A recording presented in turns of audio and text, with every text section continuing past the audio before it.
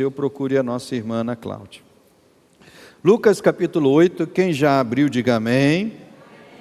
A partir do verso 4, eu vou ler até o verso 15. Diz assim a palavra do Senhor: afluindo uma grande multidão, e vindo ter com ele gente de todas as cidades, disse Jesus por parábola: eis que o semeador saiu a semear.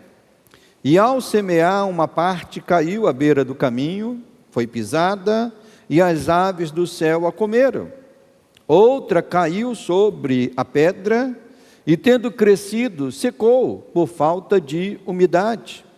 Outra caiu no meio dos espinhos, e estes, ao crescerem com ela, a sufocaram. Outra, afinal, caiu em boa terra, cresceu e produziu a 100 por 1. Dizendo isto, clamou: quem tem ouvidos para ouvir, ouça. E os seus discípulos o interrogaram, dizendo: que parábola é esta? Respondeu-lhe Jesus: a vós outros é dado conhecer os mistérios do reino de Deus. Aos demais, fala-se por parábolas, para que vendo, não vejam, e ouvindo, não entendam. Este é o sentido da parábola. A semente é a palavra de Deus. A que caiu à beira do caminho são os que a ouviram. Vem a seguir o diabo e arrebata-lhes do coração a palavra, para não suceder que, crendo, sejam salvos. A que caiu sobre a pedra são os que, ouvindo a palavra, a recebem com alegria. Estes não têm raiz, creem apenas por algum tempo, e na hora da provação se desviam. A que caiu entre os espinhos são os que ouviram, e no decorrer dos dias foram sufocados com os cuidados, riquezas e deleites, e os seus frutos não chegam a amadurecer. A que caiu na boa terra são os que, tendo ouvido de bom e reto coração, retêm a palavra.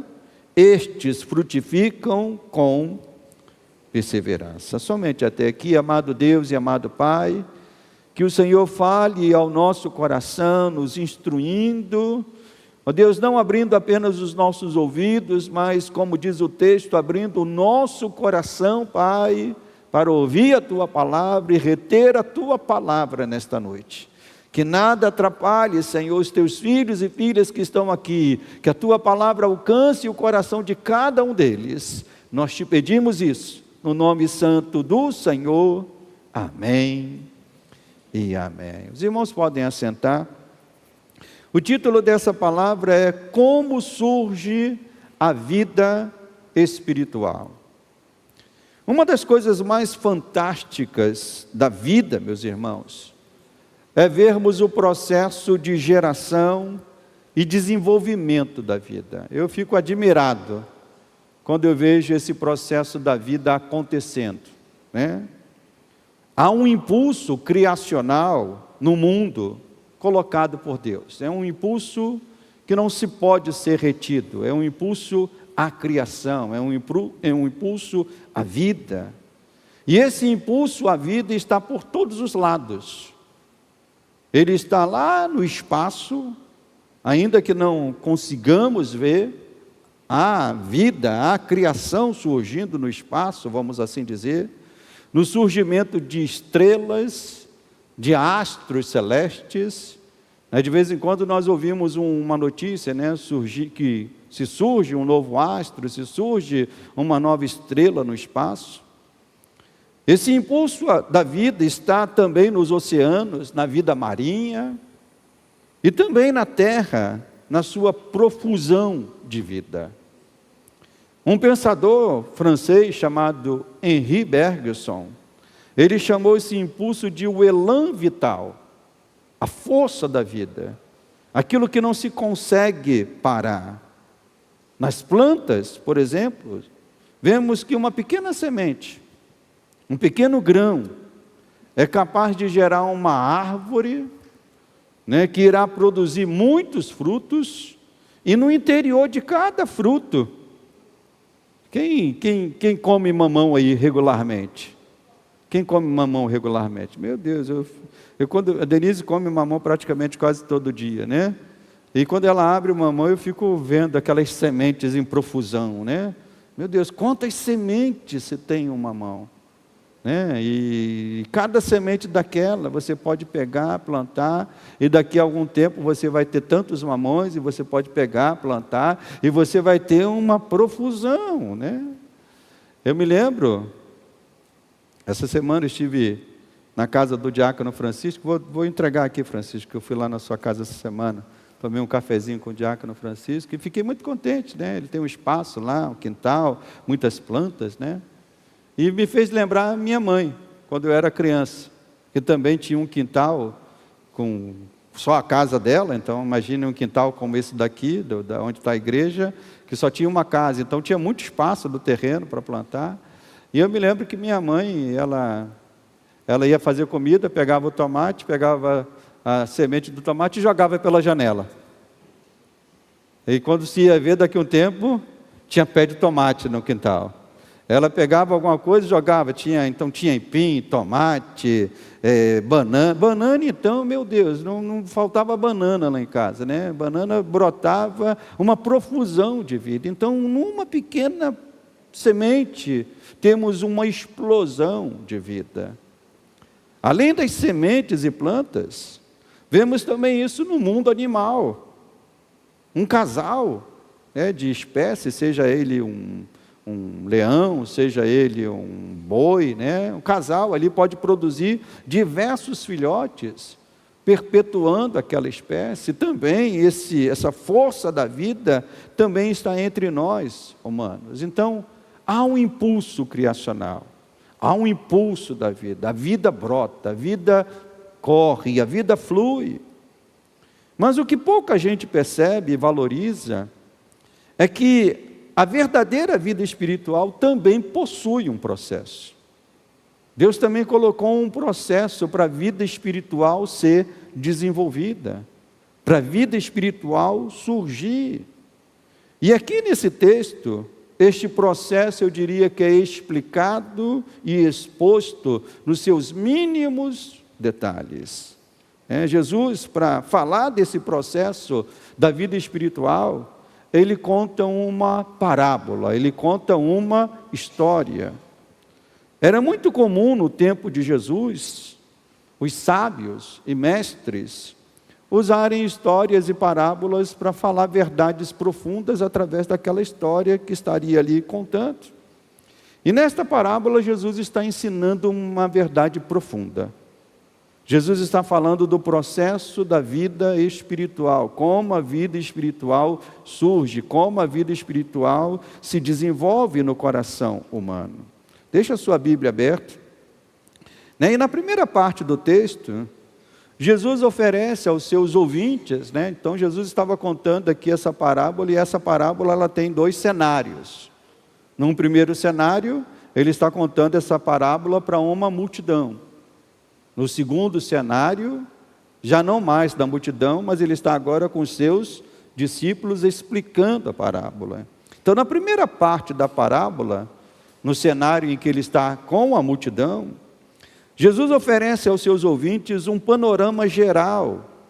E neste panorama, pode ser visto uma clara divisão de como ocorrem, os plantios, e especialmente de como ocorrem eu diria que os fracassos nos processos de plantio.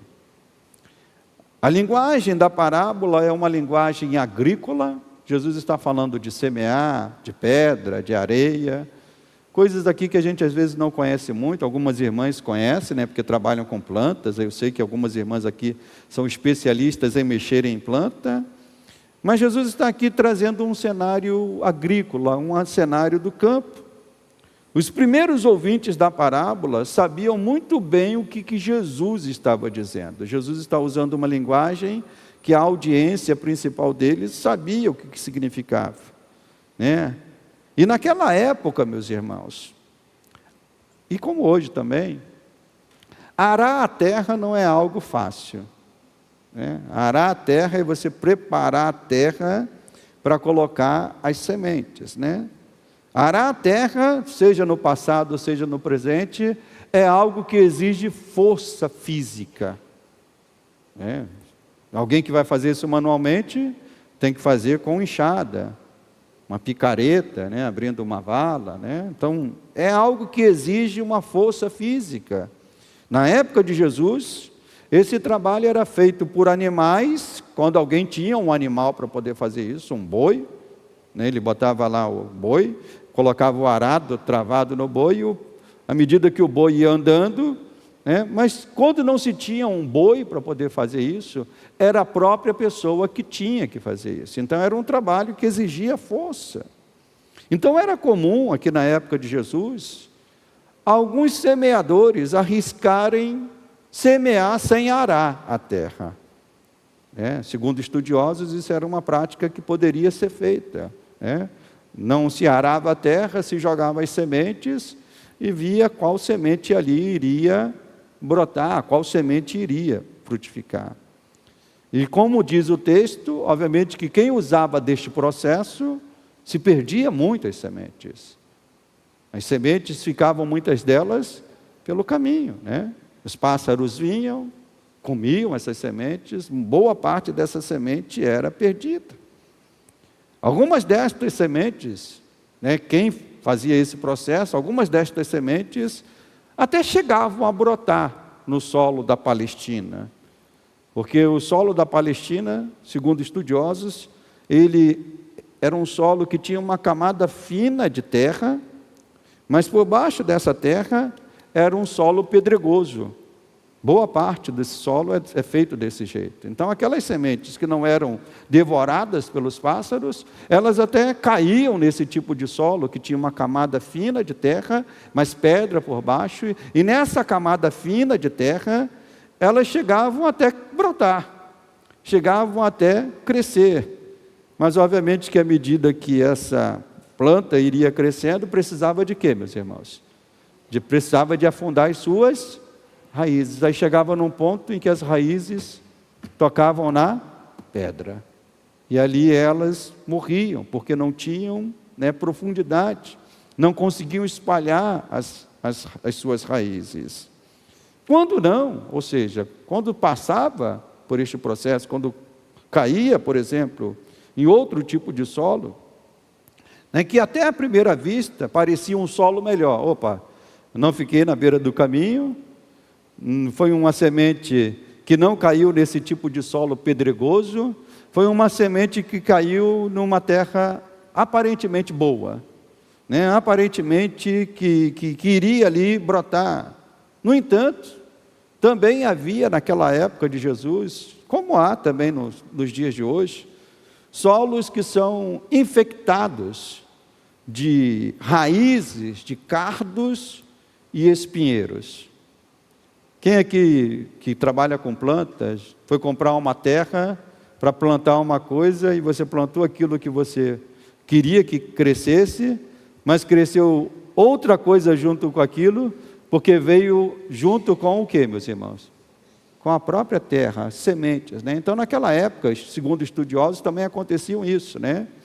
Se tinham parte do terreno que as pessoas iam lá, arrancavam os espinheiros, arrancava os matos, mas é como a gente às vezes, de vez em quando faz ainda nos dias de hoje.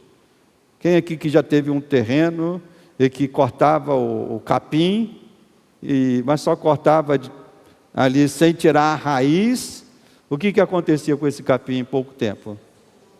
Crescia de novo. Então também aconteciam isso, né? Essas sementes caíam num solo que aparentemente era melhor, mas era um solo que estava infectado de raízes de outras coisas, especialmente de cardos e espinheiros, e à medida que essas sementes começavam a crescer, né, começavam a brotar, o que acontecia é que junto com essas sementes, esses espinheiros também cresciam e sufocavam, né, faziam com que aquela planta não tivesse força para crescer com vigor, E ainda que essas plantas produzissem algum tipo de fruto, esses frutos não eram frutos de qualidade. Segundo o texto, esses frutos não amadureciam.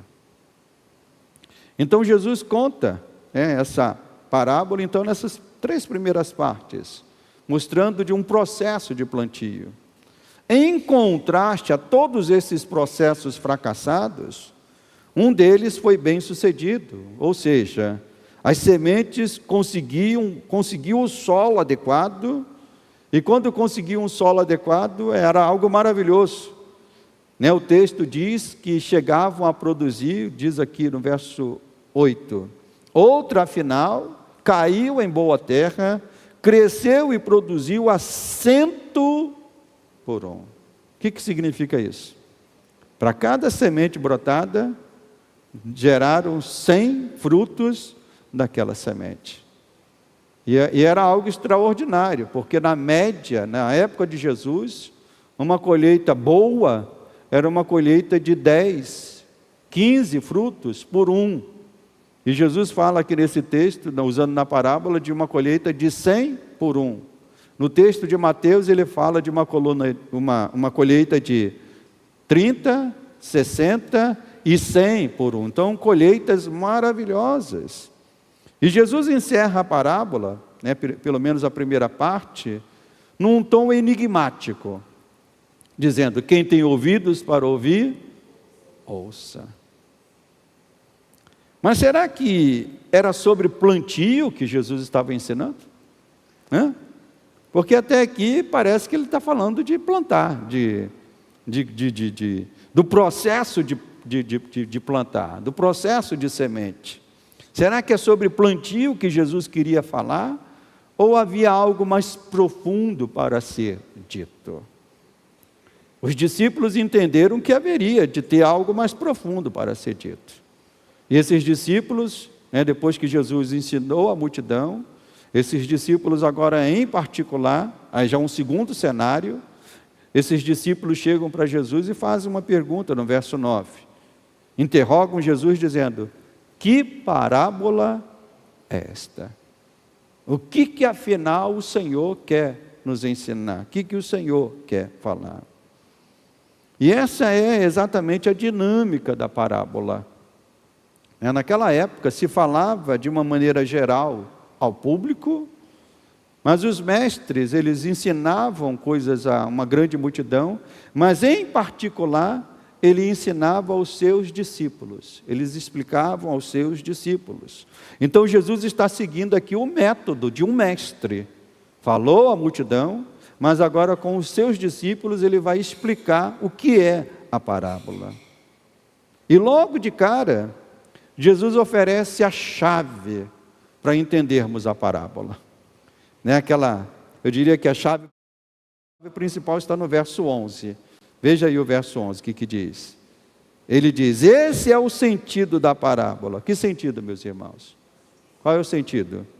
A semente é a... Então, quando ele diz isso, aí tudo começa a se organizar. A semente é a palavra de Deus. Onde você leu, onde você ouviu sobre semente, coloca agora a palavra de Deus, que você vai entender o sentido da palavra. A semente é a palavra. Diga comigo: a semente é a palavra. Com isso, Jesus queria ensinar que a verdadeira vida espiritual está na palavra de Deus. Assim como a vida de uma planta está na semente daquela planta, a vida espiritual está na palavra de Deus. E no acolhimento correto que damos a esta palavra. Ou seja, a vida está na palavra de Deus, mas essa palavra de Deus, ela precisa ser acolhida de forma correta. Assim como uma semente, Imagine que isso aqui é uma semente de abacate. Os irmãos estão vendo uma semente de abacate aqui? Mas é uma semente de abacate. Mas se eu pego essa semente de abacate e coloco aqui em cima dessa mesa, e vem daqui a uma semana, o que vai ter aqui nessa mesa? Uma semente de abacate e nada mais. Se eu venho daqui a um ano, vai ter uma semente de abacate e nada mais. porque esse não é o lugar adequado para se acolher a semente de abacate. Mas se eu pego essa semente de abacate, cavo um buraco numa boa terra e coloco ali, depois de uma semana, depois de um mês, eu vou ter alguma coisa ali brotando. Então a palavra de Deus, ela tem a vida, mas ela precisa ser acolhida da maneira correta. Então a semente é a palavra de Deus, mas ela precisa ser acolhida da maneira correta. Note que há algo que se repete em todo o texto, né? Quando a gente lê um texto como esse, para entendermos o texto, nós precisamos entender a ênfase que é colocada no texto. E quando Jesus começa a explicar aos seus discípulos, ele fala que todos ouviram a palavra. Isso está no verso 12, que diz: aqui caiu à beira do caminho, são os que a ouviram. Ouviram o que, meus irmãos? A palavra. No verso 13, aqui caiu sobre a pedra, são os que, ouvindo a palavra. No verso 14, a mesma coisa. Aqui caiu entre os espinhos, são os que ouviram o quê? A palavra. E no verso 15, a mesma coisa. Aqui caiu na boa terra, são os que tendo ouvido o quê, meus irmãos? A palavra. Então, nesse processo de vida espiritual, todos estavam ouvindo a mesma palavra foi declarada, a mesma palavra foi pronunciada. E Deus tem feito isso, meus irmãos. Deus tem feito isso em todos os tempos. Deus tem feito que a sua palavra chegue a todos os cantos, sendo pregada dos púlpitos das igrejas, sendo pregada pela televisão. Às vezes a pessoa liga a televisão para ver alguma coisa, vai procurando, daqui a pouco passa lá o quê?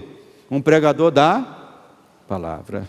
Às vezes a pessoa liga um rádio para procurar uma estação e daqui a pouco vai ouvir algum pregador da palavra. Às vezes a pessoa vai navegar na internet e vai encontrar algum vídeo onde se tem pregação da palavra. Você vai estar andando na rua e de repente vai ter pregadores na rua trazendo a palavra. Por quê? Porque Deus quer que a palavra dele se espalhe por todo o mundo. Porque o que gera vida espiritual é a palavra. Sem a palavra, a vida espiritual não é gerada. Então a palavra está sendo lançada. No entanto, o acolhimento dado à palavra tem sido diferente. Tem sido, por parte de muitos, um acolhimento inadequado. Na sua maioria, são acolhimentos superficiais, são acolhimentos estéticos, são acolhimentos não verdadeiros, meus irmãos. Seguindo o texto aqui, nós podemos dizer que há acolhimentos superficiais e o texto deu um termo para eles. Pelo menos 3 acolhimentos superficiais: beira do caminho, sobre as pedras e entre os espinhos. São os 3 tipos de acolhimentos errados, superficiais, que alguém pode dar à palavra. A palavra é pregada, mas como ela vai ser acolhida no coração de cada pessoa, pode ser diferente. Esse é o grande mistério. É a mesma palavra pregada, mas como ela chega em cada coração, pode ser algo diferente. Então, esses acolhimentos superficiais, o texto nos mostra. O primeiro deles é chamado de o acolhimento beira do caminho. E é manifestado na vida daqueles que, ainda que ouçam a palavra com ouvidos, porque a palavra sempre é pregada, a palavra sempre está no processo. Ainda que se ouçam a palavra com os ouvidos, ela não chega aonde, meus irmãos? Ela não chega no coração. Ela chega no ouvido, mas não chega no coração. Por que ela não chega no coração? Porque este coração está totalmente aberto para Satanás entrar ali e colocar ali o que ele quer e tirar dali o que ele não quer. É isso que diz aqui o texto, né? Diz o texto, no verso 12: aqui caiu à beira do caminho, são os que a ouviram, Mas vem a seguir o diabo e faz o que, meus irmãos? Arrebata-lhes do coração a palavra, para não suceder que crendo sejam salvos. Então Satanás ele tem um trânsito no coração desta pessoa. Se a palavra ameaça chegar lá, ele tira de lá, ele arrebata de lá. E uma coisa que Satanás odeia, meus irmãos, é que a palavra de Deus entre no coração de alguém. Porque ele sabe que a palavra é a única coisa que pode fazer ele perder o trono na vida de uma pessoa. Onde a palavra de Deus entra de verdade, Satanás sai. Ele só pode permanecer no coração de alguém onde esse coração não está tomado pela palavra. Então, por isso que enquanto ele tem poder na vida dessa pessoa, ele vai tirando, a palavra é lançada, mas ele vai arrebatando. A palavra é o único instrumento que pode gerar salvação, é o único instrumento que pode destronar Satanás, e somente ela é capaz de gerar vida e salvação. Por isso que diz o texto, ele arrebata do coração, para não suceder que essa pessoa, crendo na palavra que ouviu, ela seja o quê, meus irmãos? Salva. Então nesse processo a palavra chega no ouvido, mas Satanás está tirando do coração. Então esse é um acolhimento, que infelizmente nós vemos muitas pessoas tendo esse tipo de acolhimento com a palavra. Um segundo acolhimento superficial é chamado de o acolhimento sobre as pedras. Se manifesta na vida daqueles que ouvem a palavra. Eu volto a repetir, todos vão ouvir a palavra. Esse também ouve a palavra. Mas de igual modo a palavra não chega aonde, meus irmãos? Ela chega no ouvido, mas não chega no coração. E nesse segundo processo aqui, essa palavra parece até que atinge alguma coisa um pouco mais. Porque diz o texto que chega até brotar. Ela encontra alguma camada ali, onde ela consegue brotar. Então, a palavra de Deus, ela chega no ouvido de algumas pessoas, mas atinge o quê? Não atinge o coração, mas atinge alguma coisa. Atinge as emoções, os afetos. E essas pessoas, por um tempo, elas até esboçam um desejo por Jesus. Mas é um desejo que não é um desejo do coração, é um desejo que está simplesmente nas emoções. Se cria uma falsa impressão, pois gera algo que parece com vida espiritual. Você vê até a pessoa cantando. Você vê até a pessoa de vez em quando vindo para a igreja. Você vê até a pessoa falando coisas como se fosse um crente. Então parece vida espiritual. Mas que na verdade não é vida espiritual, pois esta tem um tempo curto e certo para terminar. Segundo o texto, esta aparência de vida espiritual só dura até quando, meus irmãos? Vamos voltar ao texto, verso 13. Aqui caiu sobre a pedra, são os que ouvindo a palavra, recebem esta palavra, de que maneira, meus irmãos? Com alegria, mas estes não têm raiz, creem apenas por algum tempo, e o que acontece? Na hora da aprovação, se desvia. Então esse é um tipo de acolhimento que pessoas dão à palavra. Recebem a palavra com emoção, com alegria, criam um tipo de afeto. São pessoas que gostam até de vir de vez em quando na igreja, mas essa vida espiritual é uma vida já marcada para acabar, porque ela só dura até a primeira provação. E aí quantas pessoas que a gente conhece que se enquadraram nessa situação? Quantas pessoas você conhece? Que caminharam com o Senhor por algum tempo, mas que se afastaram quando vieram a provação. Pastor, eu não estou indo mais na igreja porque estou passando por uma provação tremenda. Mas não era para passar por provação, não? Não era para passar por luta, não? E quantas são as pessoas que a semente morre, a palavra morre. E infelizmente, irmãos, na minha jornada de quase 40 anos no Evangelho, eu já vi tantos que, lamentavelmente, eu perdi a conta de quantos se enquadram nessa situação. De pessoas que esboçaram a fé, esboçaram uma alegria por Jesus, mas uma alegria apenas emocional. Uma alegria apenas de afetos, mas não uma alegria onde a raiz estava no coração. Então você que está aqui nesta noite e que está passando por alguma provação, entenda, Deus não te chamou para ser um destes. Você tem que passar por essa provação. Amém, meu irmão? Você tem que passar por esta provação. Então não deixe que essas provações matem a semente da palavra de Deus na sua vida.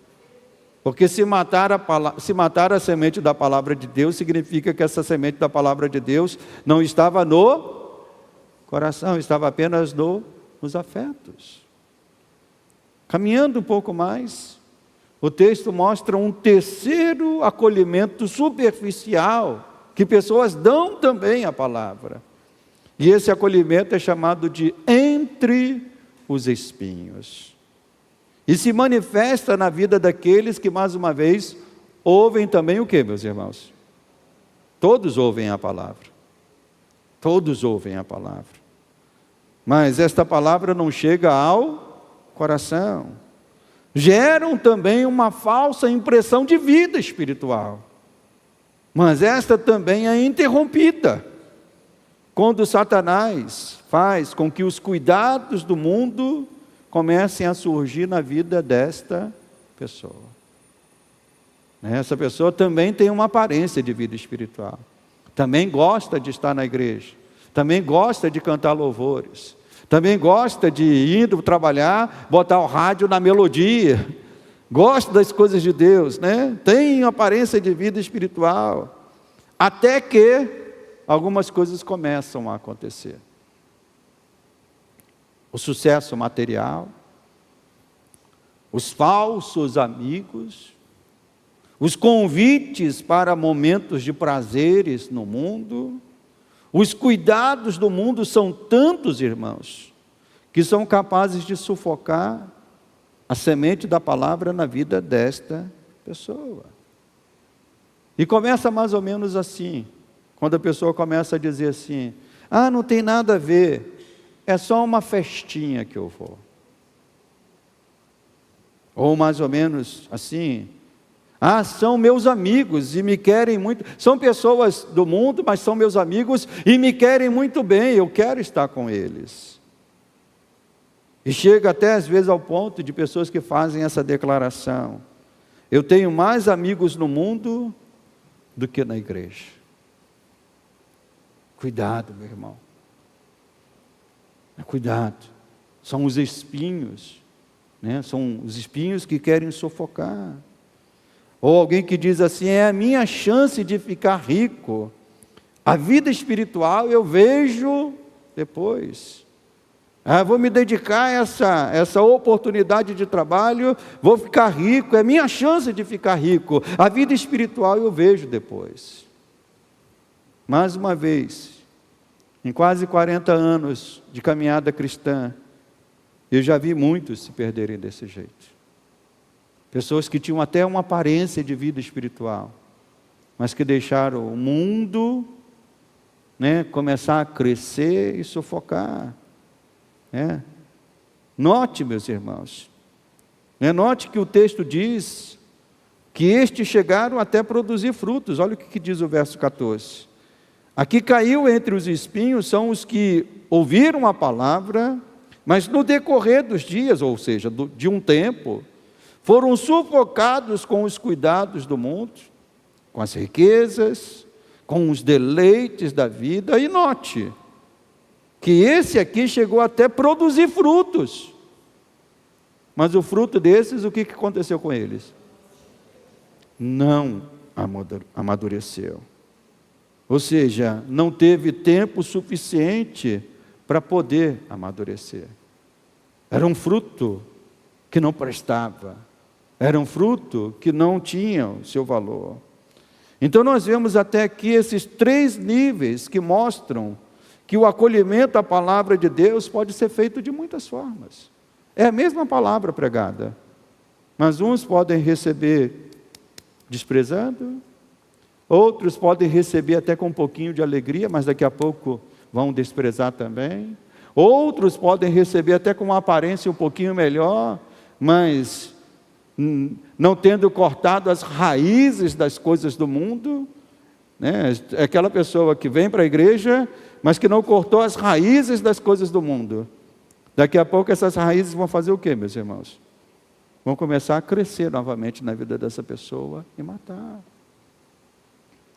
Eu me lembro que quando me converti com 16 anos, eu tinha os meus amigos, jogava futebol e fazia tantas coisas, mas eu entendi que quando me converti eu tinha que me dedicar ao Senhor. E amigos vinham, vamos ali para essa festa. Eu entendia que eu não podia ir, eu não devia ir, porque eu estaria muito próximo de coisas que poderiam me fazer me afastar do Senhor novamente. Mas hoje nós vemos pessoas que caminham dessa maneira, dizendo, não tem nada a ver, não tem nada a ver. E cada vez mais essas raízes vão crescendo e daqui a pouco sufocam. Por isso, meu irmão, cuidado, não se engane, não deixe o diabo te enganar, fuja de toda a superficialidade. Não adianta querer acolher Jesus desta maneira, de uma maneira superficial, porque mais cedo ou mais tarde, isso vai acabar. Mas segundo o texto, um só acolhimento deve ser dado à palavra, um acolhimento correto. É aquele acolhimento que produz frutos, sim, muitos frutos que honram a Deus. E os que fazem isso são também chamados por um nome.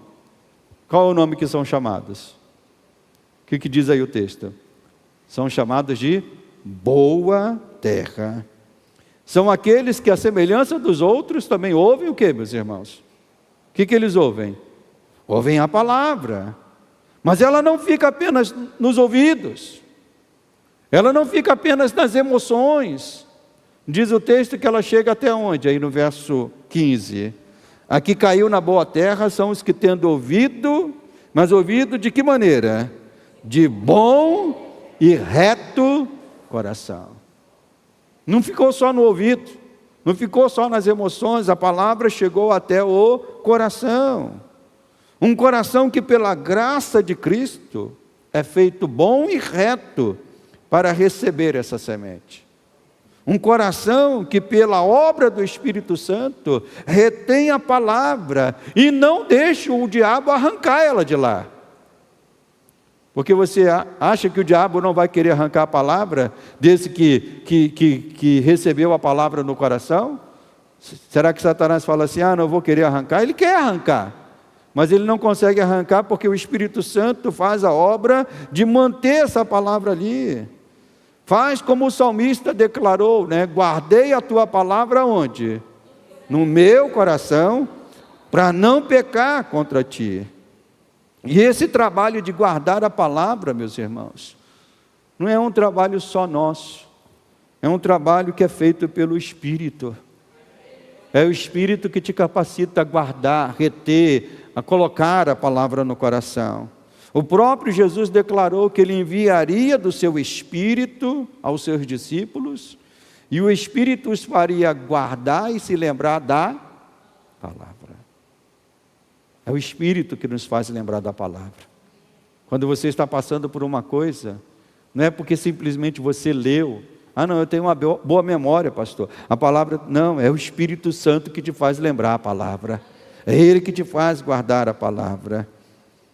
Né? E a consequência disso, meus irmãos, é que os frutos aparecem. Certamente, também, aquele que é uma boa terra, também passa pelas provações. Ele vai passar por provações tal como aquele passou por provações. O que caiu entre as pedras. Ele vai passar por provações. Ele também vai passar pela tentativa do sufocamento da fé. Mas esse que é boa terra, diz a palavra do Senhor que eles, no verso 15, eles retêm a palavra e frutificam, e fazem isso de que maneira, meus irmãos? Com perseverança. E a consequência disso é que os frutos, eles aparecem, crescem, amadurecem e servem a muitas pessoas que estão à nossa volta.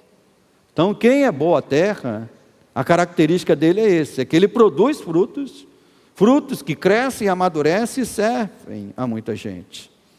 Então, Deus nos chamou, meus irmãos, Deus me chamou e chamou cada um dos irmãos que estão aqui nesta noite para fazer parte desse grupo. Deus quer que você seja um boa terra.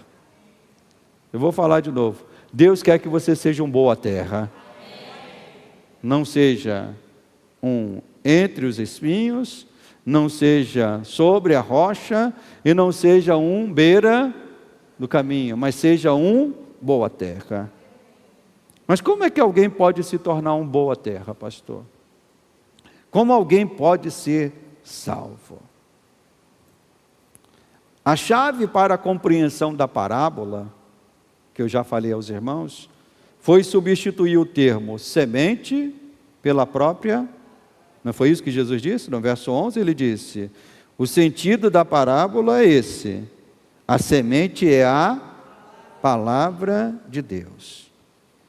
Agora eu vou dar a chave para a compreensão do Evangelho nesse texto. Como é que a gente compreende o Evangelho nesse texto? Da mesma forma, agora substituindo o termo palavra por Jesus. Onde você lê palavra, você lê agora Jesus. Então vamos ler aqui um pouquinho, no verso 12. Aqui caiu à beira do caminho, são as que ouviram falar de Jesus. Verso 12. Aqui caiu à beira do caminho, são as que ouviram falar de Jesus. Verso 13. Aqui caiu sobre a pedra, são as que ouviram falar de Jesus. Verso 14.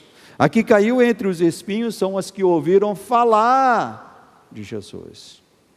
E no verso 15 também são aquelas que ouviram falar de Jesus, só que tem uma diferença. Ouviram falar de Jesus, e esse Jesus entrou aonde, meus irmãos? No coração. Então, a compreensão do Evangelho é quando nós entendemos que a palavra é Cristo. Cristo é a palavra revelada e a palavra encarnada. Ele, o Verbo, se fez carne e habitou entre nós. Como diz o escritor aos Hebreus, nós ouvimos falar no passado pelos profetas, mas agora o próprio Filho de Deus se faz carne e fala conosco. Então esta salvação, meus irmãos, ela não pode ser falseada. Ninguém é salvo por ouvir falar de Jesus. Essa que é a grande diferença. Às vezes tem pessoas que pensam que são salvas porque ouviram falar de Jesus. Mas segundo o texto, em 4 casos, 3 que ouviram falar de Jesus não foram salvos. O único que foi salvo foi aquele que ouviu falar de Jesus e deixou Jesus entrar no seu coração. Então esta salvação não pode ser falseada. Não pode ser falseada com frutos minguados, que não amadurecem.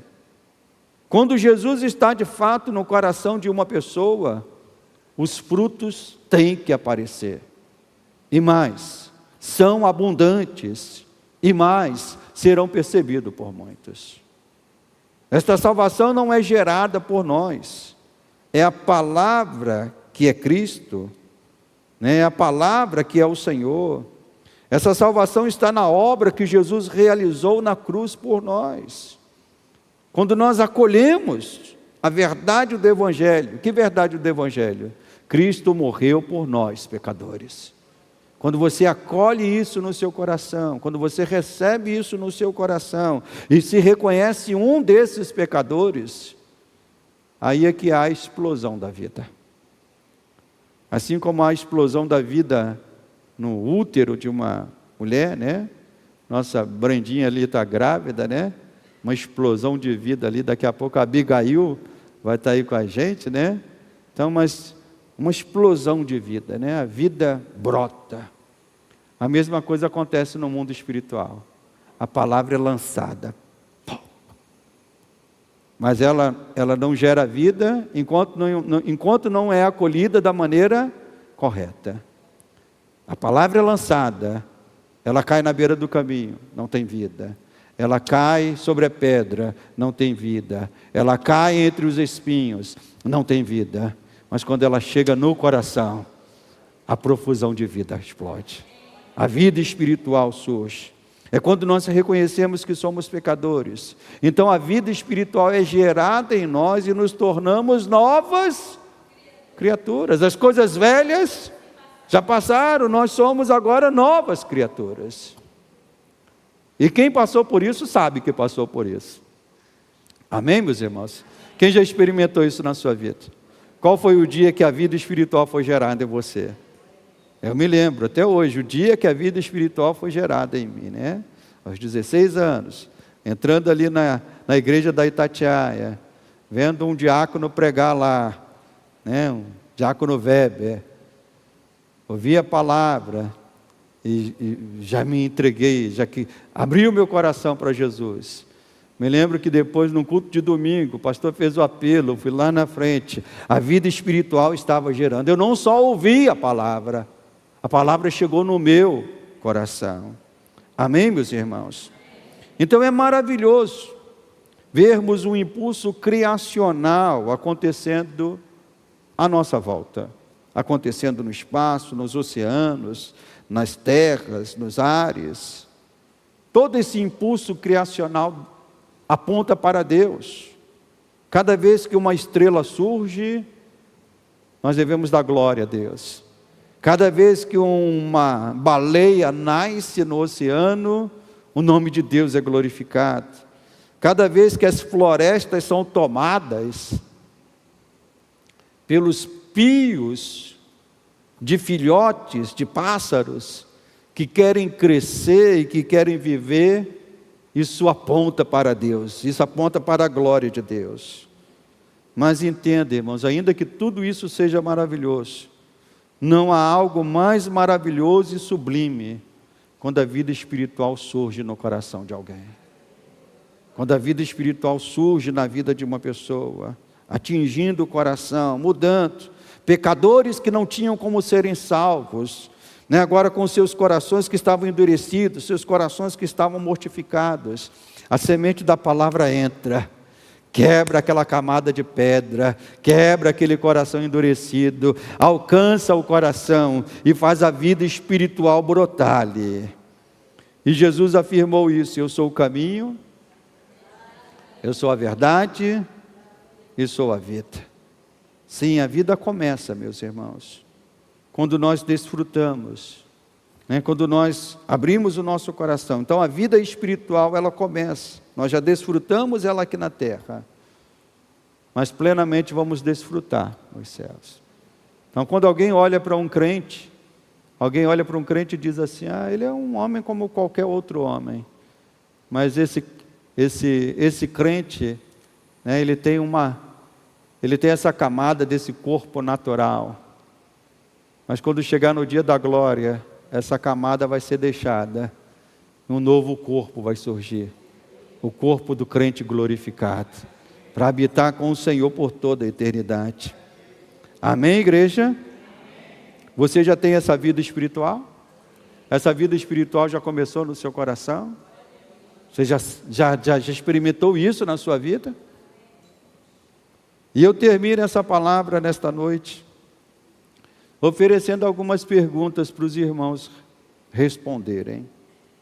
Primeira delas: em qual grupo do texto você se encontra? Em qual grupo você se encontra? Entenda, não se engane com uma vida espiritual superficial. Você pode querer enganar pessoas, mas não consegue enganar ao próprio Deus. Como o texto nos mostra, há vidas espirituais, há situações em que há vidas superficiais, que até têm aparência de vida espiritual. Tem alegria, tem fruto, mas são frutos que não prestam nada. Então cuidado, meu irmão, cuidado, meu amigo, se você está aqui achando que ouvir falar de Jesus basta. Não basta. Você precisa ouvir falar de Jesus e deixar esse Jesus entrar onde, meu irmão? No teu coração.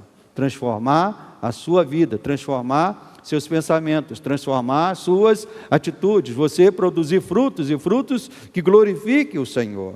Então a minha pergunta é assim: qual grupo desses do texto você se encontra? A segunda pergunta: o que tem te impedido de produzir frutos? Como diz o texto, há algumas coisas que impedem a pessoa de produzir frutos: as provações, os espinhos, os cuidados do mundo. Então, se você quer produzir frutos, essas coisas têm que passarem na sua vida. Se viu alguma provação, passe por essa provação, e no final dela, continue na presença do Senhor. Se são as coisas que o mundo lhe oferece, rejeite essas coisas. Porque se você deixar essas coisas crescerem no seu coração, os frutos não irão brotar. Arranque hoje mesmo as ervas daninhas que ainda brotam no teu coração e não deixam você viver uma vida plena com Deus. Para se ter uma vida espiritual plena com Deus, o coração precisa estar livre dessas raízes de ervas daninhas, de coisas que vão sufocar a nossa fé.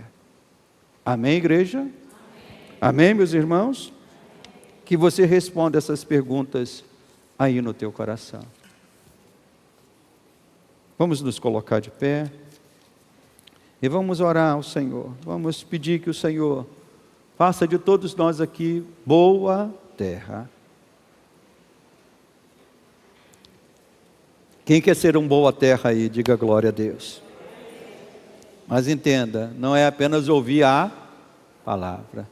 A palavra tem que atingir o coração, tem que transformar a sua vida. E você que deseja isso, feche os teus olhos agora, reflita um pouco naquilo que você ouviu nesta noite, e responda essas perguntas finais que eu fiz. Em qual grupo você está?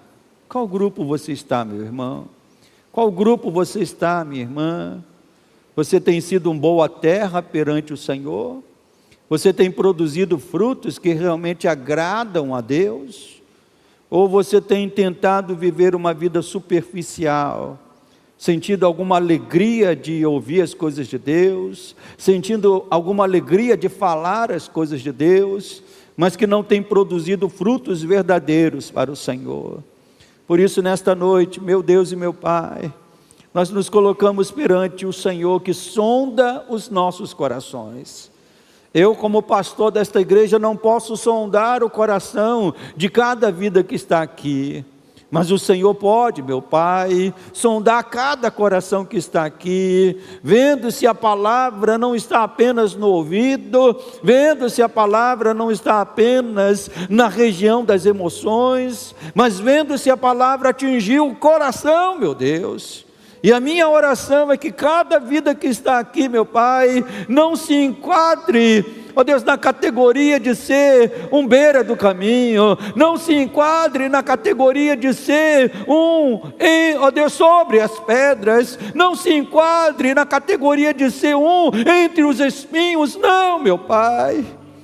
E possamos ser livres dessas categorias, livres dessas vidas espirituais superficiais, que não produzem frutos, que não trazem glória e honra ao Teu nome, meu Pai. A minha oração é que o Senhor desperte a Tua igreja nesta noite, para que todos que estamos aqui sejamos boa terra perante o Senhor. produzindo frutos que te glorifiquem, produzindo, ó Deus, uma vida que exalte o teu nome em cada palavra, em cada atitude, em cada comportamento que temos, meu Pai.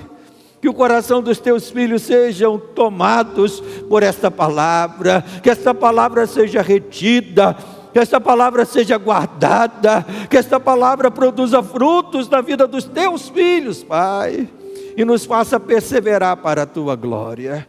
Meu Pai, eu te peço isso, e aqueles que desejam isso nesta noite, dê glória a Deus.